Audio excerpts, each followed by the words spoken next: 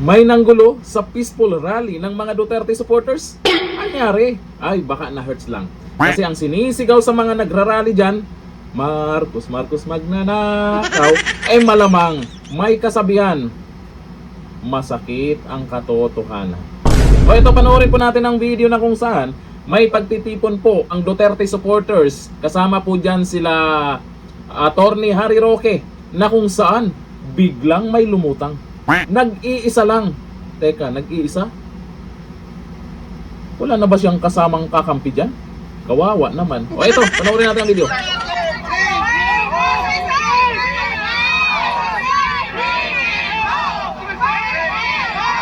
Ayan na.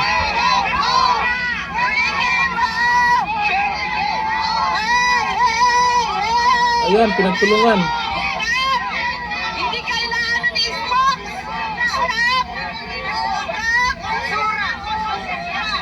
Okay, nakaputi. Hindi kailangan ng isbok. Hindi, wag. Ano, mahinahon. Mahinahon lang.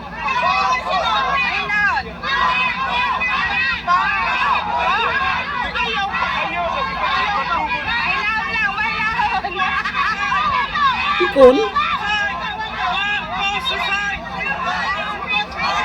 Oh, Marcos resign daw. Tama na, ate. Ate, tama na. Tama na. Anong pinaglalaban ninyo? Ano ba? Mali ka ng pwesto. Mali ka ng... ito yung mali. Hindi, nawad ko lang. License ka rin.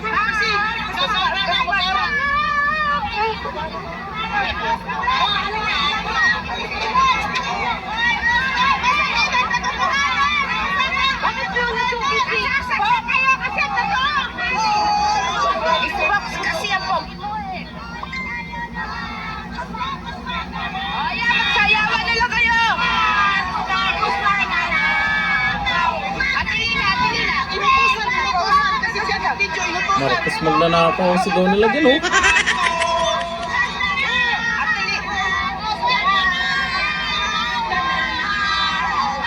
Diyan lang kayo.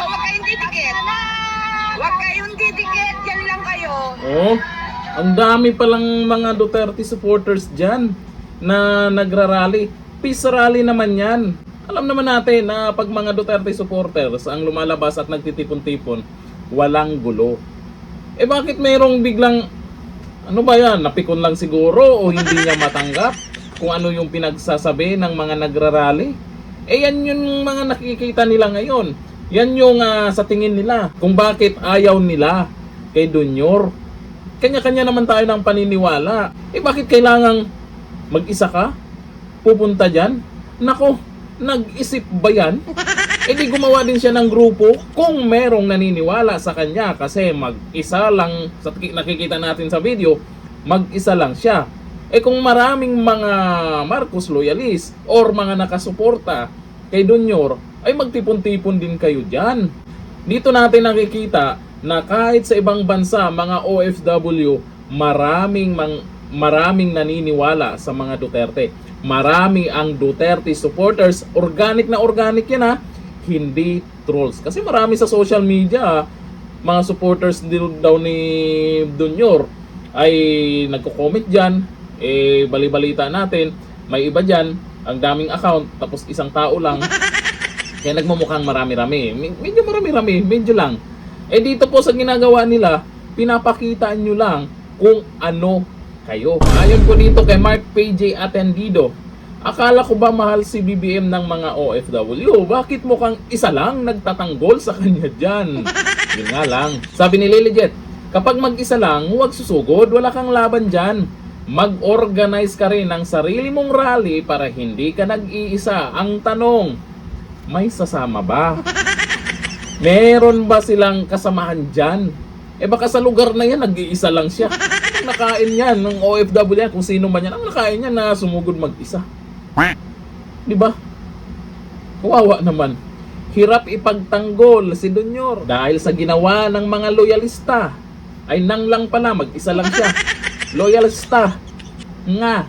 Pinatunayan nyo lang talaga na loyalista nga yung nag-iisang nanggulo dyan. Hanggang dito lang. Thank you. Bye-bye.